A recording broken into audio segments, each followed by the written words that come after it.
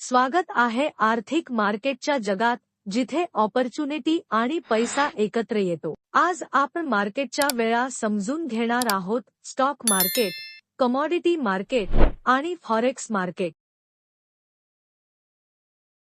Stock market म्हणजे जिथे कंपनीचे शेअर्स विकले किंवा खरेदी केले जातात। भारताचे प्रमुख एक्सचेंज कोणते आहे ते आपण जाणून घेऊया। NSE national stock exchange, BSE Bombay stock exchange हे सर्व securities and exchange board of India द्वारे नियंत्रित केले जातात। ट्रेडिंग वेळ सोमवार ते शुक्रवार सकाळी 9:15 ते दुपारी 3:30। उदाहरणार्थ Reliance, HDFC, Tata steel. Analysis करण्यासाठी आपण fundamental analysis, company balance sheet, profit loss असी, फ्युचर प्रोडक्शन वापरले जातात। नंतर येतो कमॉडिटी मार्केट, जिथे चांदी, तेल, गहू अशा वस्तूंची खरेदी विक्री होते। दोन प्रमुख exchange, MCX multi commodity exchange, मेटल्ससाठी national commodity and derivatives exchange, कृषी उत्पादनांसाठी हे market forward market commission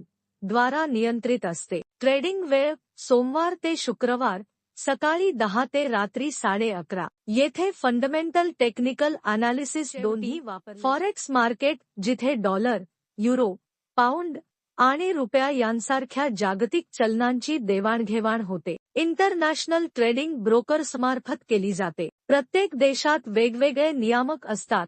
UK मध्ये financial services authority, United states of America मध्ये NFA नॅशनल फ्युचर्स असोसिएशन।